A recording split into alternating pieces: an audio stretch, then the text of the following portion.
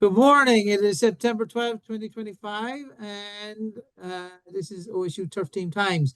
The drought continues, folks. We've not had rain across the state all of the last week, and conditions are most certainly starting to get uncomfortable. And the problem is we're now into September, and trying to get recovery and potential benefits from recovery may be a stretch. Online today, we've got Dr. Dave Gardner, we've got Dr. Tyler Carr, Dr. Dave Shetlar, and Dr. Wu. Dr. Gardner, can you give us an update on the weeds and anything else you want to throw in there? Absolutely, I can. So the fact that it is a little bit drier kind of complicates the narrative a bit, because remember that if you have drought-stricken turf, that herbicides can sometimes be more phytotoxic. So you have to be careful and not really spray herbicides in areas where you don't have healthy green growing grass if you want to avoid the chance of herbicide injury. But wild violet and creeping Charlie are a couple of our perennials, and I usually tell people that you have a better chance of getting control of perennials long term if you make an application in the fall. These two are tricky though, because the vegetative matter that you see on the surface that the herbicide intercepts tends to fade away a little bit earlier in the season compared to things like dandelion and white clover. And so if you're trying to tackle these weeds, it's not a bad idea to um, treat those a little bit earlier in the season, so maybe October instead of November. The difficult thing is that finding a herbicide that works for wild violet ground ivy tends to, it can be problematic still, especially for wild violet. I usually recommend 3 or 4 way herbicides that contain triclopyr, dicamba, quinclorac, and/or fluroxapyr. Um, there is a herbicide that works really, really well on ground ivy, and that is Shore Power. But I caution folks that that can be quite phytotoxic to turf if it is used at times of the year that is not the summertime. So while that is a great product for ground ivy control, I would maybe hold off and use that next summer. So again, trying to control um, wild violet and ground ivy this fall, I would stick to 4 way herbicides that contain some of those stronger herbicide components. Sedges are perennials, and so same logic applies. You can still treat these now and hopefully get longer term control. Generally speaking, herbicides that are shaded in orange here, Sedgehammer, Solero, Archon, are the ones that are more often recommended, at least when you look at industry blogs, people that actually use these on a day-to-day basis in real life. They say that you get better long-term control with those products with a fall application, whereas they recommend Dismiss NXT in the spring.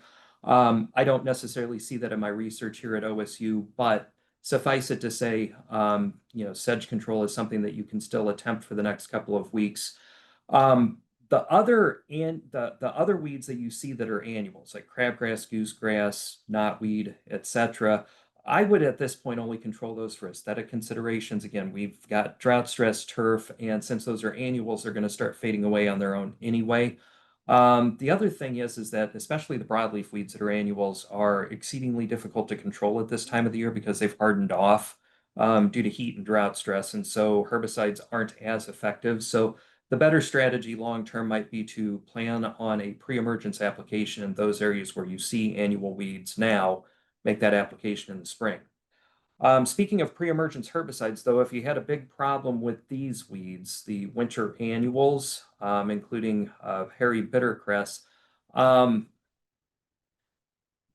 with the drought last year, that thinned a lot of the turf out, and so I had more of an issue with winter annuals at the research center than I have at any time in the last 25 years, and I assume that that's probably the case in other parts of the state, and the fact that we're having a drought this fall isn't going to necessarily help that. So a reminder that in areas where you had a lot of winter annual pressure, a pre-emergence herbicide application now might be more effective than attempting to control those winter annual weeds post-emergence in November. And that's definitely either of those going to be more effective than attempting to control those weeds post-emergence in April. Problem with the April application is that when those weeds are growing really fast and they're flowering, it's usually too cool for a majority of our herbicides to be effective. And so dealing with those winter annuals now is the better choice.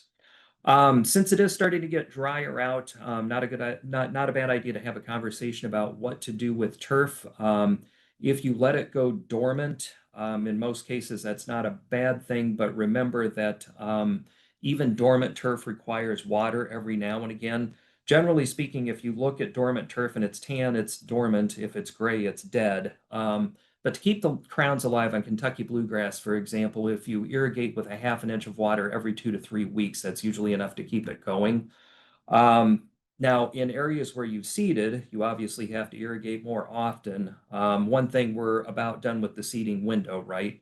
Kentucky bluegrass, you should be done with that by now. All of the others, you can continue seeding until September 30th, although Dr. Carr is going to have a conversation about that here in about 5 to 10 minutes about the merits of perhaps applying seed a little bit later in the season. But we normally recommend until about September 30th in order to ensure full establishment. At this time of the year, you can basically get away with irrigating once a day. You don't have to soak the area, you just have to keep it uniformly moist. And in most instances, once a day is enough for that to occur, especially if you've mulched properly. And to point out that if you are past the seeding window, that sod is not a bad option. It's obviously a little bit more expensive. It's a little bit more labor intensive, but you can get away with putting it out later than you can seed. The thing about that is that it's still best to do it by mid-October, though technically you can put sod out as long as the ground is not frozen. It's just the later you go, there's the potential for a couple of complications. One is that you might have less rooting, and that would lead to an increase in potential for winter damage, and you could also see more issues with frost heaving. But you can establish with sod much later than you can with seed, and so that's definitely an option to consider. Homeowners that are on the line, though, one thing, after you buy the sod, lay it. So this is a picture of what happens when you buy your sod and you keep it in a stack for like a week, and then you put it out. You basically turn your sod stack into a compost pile, and that's bad. So yeah, heating in the stack is a real phenomenon. So after you buy the sod, make sure that you put it out. All right, Ed, that's what I have for today. Thank you, Dr. Gardner. Very nice. Dr. Carr.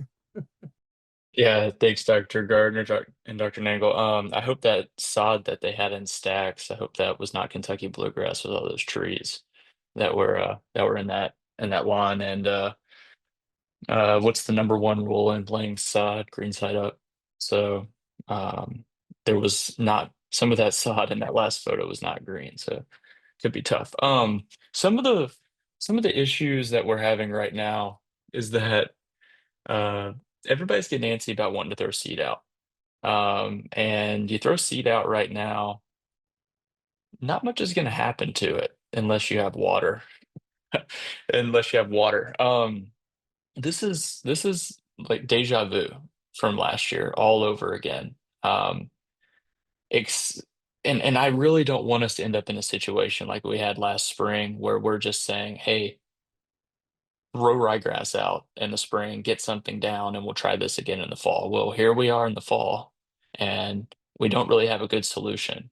Um, right now, my recommendation is not to throw your seed out until you can see that there's going to be some rain in the forecast. You could end up just wasting that money throwing that seed out.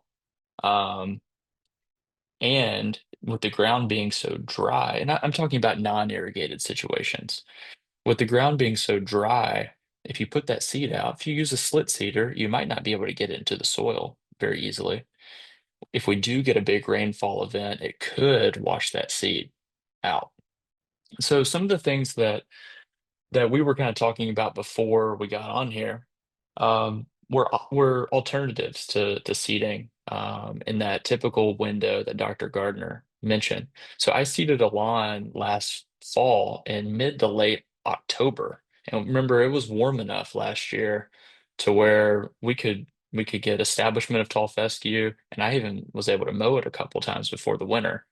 Dr. Nangle has mentioned that, and others have mentioned that there's a big chance of susceptibility to winter injury if you get some cold snaps in December and January. We were lucky last year to have some snow cover during January that helped us out. But every year is going to be different. Um, and so, what are some things that we what are some alternatives, things that we maybe can glean from some of our friends in the northern states, further north than us? Sometimes they go out in dormant season and put seed out, wait until the moisture is adequate and the temperatures are adequate in the spring, and the seed germinates and establishes. Now, this is all about trade-offs. What are some of the issues that we could have with that? Well, one is if you put this seed out and you have a warm stretch and the seed starts to germinate and then you have a cold snap, it could injure the turf. Another potential issue is you have the seed that's establishing in the spring, but you want to go out and put out pre-emergence herbicide. So it could impact your weed control program in the spring. But the ultimate goal that we're trying to have is enough turf there to prevent erosion, to have all the ecosystem services that turf provides. Um, and so we kind of there's no blueprint for this unless you want to throw sod out and water it and have it root. So I wanted to open the floor up. What do you guys think about seeding during different windows? If you were to dormant seed, would you put it out in December or would you wait until February? Or what are you guys thinking? Well, I think a lot of the research that was done on this was conducted by Beard and individuals of his time in the 1960s, early 70s. And I think what they saw is that while that does work, there's a couple of issues. One, you can lose a lot of the seed either to fungal pathogens, or birds just love it, especially if it's a large seed. And so figuring out if you're trying to be specific about a poundage of seed per unit area, it's difficult to know how to exactly adjust for that, how much more seed to put out to compensate for losses either due to disease or because the birds just love it. So that's one issue that can potentially complicate it. But to your point, I know all the time. I mean, we say, yeah, make sure your seed's out by September 30th. And then I walk around my neighborhood and I see contractors that are putting it out in November. So in the next year, it's there. I think most of our comments are is if you're trying to ensure 100% establishment, seed by September 30th. But if you're of the mindset that some grass is better than no grass, then yeah, these other times of the year, it's not a terrible idea. You just have to compensate for the fact that you're going to lose some of it either to winter stress, disease, or because the birds like it.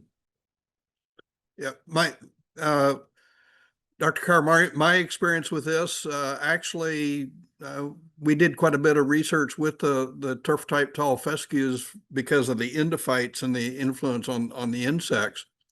But I had it quite a few years ago. I had a graduate student that I was advising at Laval University in Quebec, and she didn't get started with her project until late in the season. And I said, I really want you to have a turf type tall fescue plots to do some of your evaluations. And she had an agronomist on her advisory board, and he just laughed. He says, "You're never going to grow that up here." And indeed, by the time she got to the project, she didn't seed until late October with the tall fescue. And the next spring, that was one of her best plots.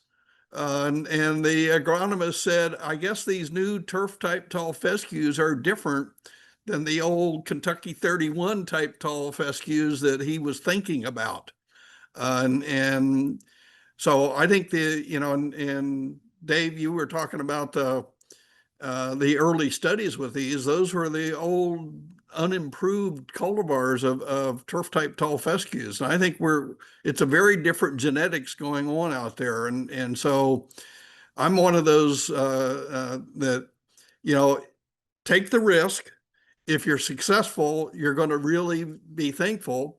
The downside is that if you fail, you've got to reseed again.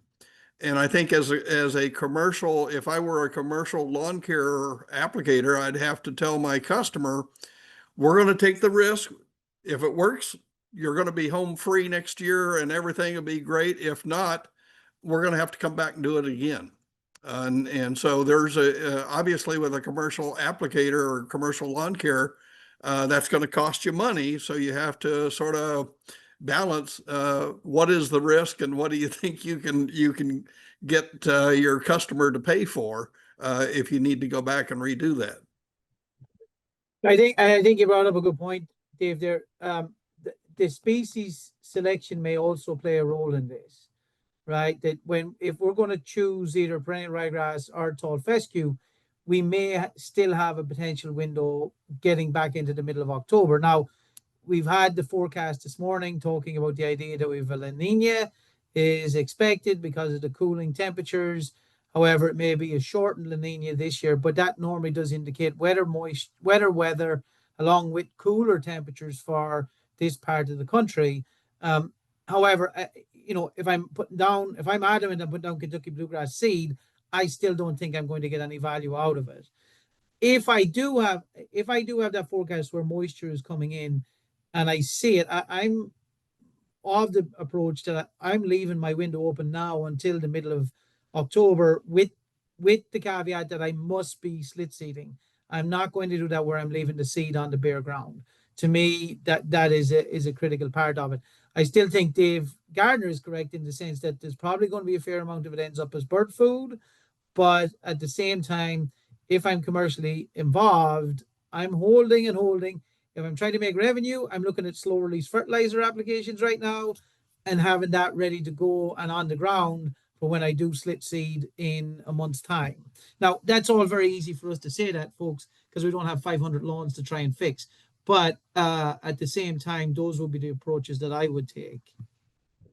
I'm so mad. I'm trying to find the picture. I was walking Central Campus and they had overseeded areas along the sidewalk, outside of the library. And the bird swarm, I mean, it looked like they had, spilled a cedar on the ground. And so I'm trying to find that photograph. So, I mean, I guess, one of the things is that, make sure you're mulching, or you're slit seeding because that makes it less likely to see this problem. But I mean, the whole, like animals like seed too it's a real issue that you have to account for. And I think that statement of the upper layer of the soil does have to be moist if you're going to use that slit seeder. I mean, my lawn is nothing but hard pan clay and rubble. And even when it's moist, I have a feeling a slit seeder's going to ride up on top of that and leave bird food. So you really need to be able to slit and insert that seed into that groove. Yeah, there was one of my neighbors just had an aeration overseeding project done, and I'm on my walk and I stick my finger in the hole and it's about a centimeter. It's just so hard. Also on my walk, I wish I had a picture of this. There was some curbing that was redone, so there's some piles of dirt where the between the sidewalk and the curb, and someone I don't know who it was went in multiple spots and put seed and some type of mulch on the piles of dirt, in addition to the flattened graded areas. So maybe next edition I'll include that photo progress. That is very important for soil erosion, right? We know turf has that benefit, Dr. Carr. So somebody was conscious of that. Yes. Dr. Wu, can you give us an update on the insects before we really get into the weeds on this, pun intended? Sure. Lots of good stuff. Good morning, everyone. So earlier in the summer, I put an announcement call for change bug site, and this year we did not have change bug damage report until August, and we finally get a site to work with this week. This is a change bug site in Home North near Dayton area. And we visited the site this week, and it was pretty bad. You can see lots of damage. The backyard, there was a water hose connected to that, and I think they did some irrigation, but maybe not that often. So you can see these patches of change bug damage, and of course the drought could have make it worse. And also oops. Sorry, I think I put the wrong slide. Yeah, this is the damage showing in the yard, and lots of like brown patches, green patches, dead grass, and so but you can see still some green grass as well. And so we put arena underground in the border of some green and some yellow, and because change bugs, they are mobile, they can move. They move to the relative greener grass if possible, and we'll put arena underground and put it with water, just water, nothing else, and float it up. And you can see the change bugs. These are wind type. They floated to the top. This method was pretty effective, and we also tried to do vacuuming, and it turned out that vacuuming was not as effective as the water floating in the high cut turf. And so for this damage, we suggest about like a treatment if we're reaching threshold levels about 15 to 20 per square foot, and you can apply a control with pyrethroids or neonicotinoids or the combination of both. Some combination products contains both active ingredients. The diamides are relatively less effective for change bugs. And another thing I want to mention is that so we came back to our turf center, and we were also scouting for change bugs. I was trying to say if we also have change bug populations in our turf center, so we don't need to travel too far away to do a research trial. It turned out that we did not find the change bug populations in our turf center. However, we found the grubs. So here is in the irrigated turf. These are the early third install grubs. This is a moss chafer in this case. We found like one grub per cup cutter in several plots in a row. So they are definitely appearing in the irrigated turf. So if you have not done any preventive control, it might warrant your attention to do a scouting of the grubs before they cause damage, especially later. If you have high populations, they can really attract animals and kill the grass. And we also found the root aphis as well. And I think I showed another picture of root aphis earlier when I mentioned about billbug damage. And remember that these are the pests of the ants. So they keep them trying to get a honeydew. They usually do not cause big problem. I just want to show you it because it's fun. Finally, I want to mention that I just heard about the first report of fall armyworm damage from Kenneth Clayton in Kentucky. He mentioned about the fall armyworm damage in turfgrass. That's in mid Kentucky, not too far away from us. So I have not received any report yet. Not sure if Dr. Shetlar have received any report, but we want to keep an eye on that. That's all I have. Thank you. Thank you, Dr. Wu. Dr. Shetlar. Yeah, on the armyworm, I guess the statement that I can say is that our field crops entomologist that's been monitoring the fall armyworm took his traps down this week because he wasn't getting anything in his trap. So we're not seeing any major flights coming in here. I thought what was kind of interesting is last week I found a yellow striped armyworm. It's another Spodoptera species that migrates in walking across my sidewalk. And so it had obviously been feeding in my lawn and was out looking for a pupation site. The one thing that I did want to point out is that I'm getting reports of this little rascal. This is Scola dubia. It's a family of wasps that specialize in parasitizing white grubs. And this is a specialist. It's a fairly good sized one. It's about 1.25 inches to 1.5 inches in length. It looks really nasty. You know, it's got this black on it and hairy abdomen with the yellow spots and sort of reddish hairs on it. But this is a specialist that goes after green June beetle larvae. And so the adult wasp, like shown here, the adult wasps go collect a little bit of nectar from flowers that might be nearby. Then they'll go over to the lawns and they'll sort of cruise back and forth, and eventually they'll dive into the turf. And supposedly if they find a green June beetle larval burrow, they'll run down that burrow. If they find the grub, they'll sting it, which temporarily paralyzes the grub while they lay an egg on it.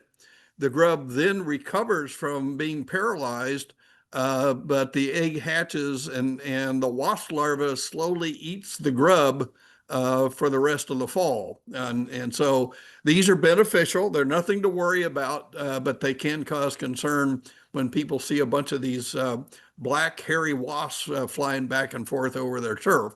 Now, what that does tell me is that means you've got green June beetles there, but green June beetles rarely cause any significant damage to our high cut turf.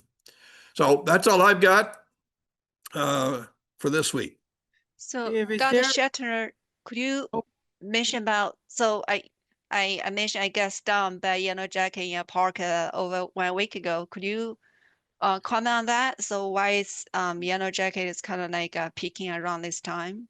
Yeah, and actually, it's not the yellow jackets are peaking. Sting events are peaking right now.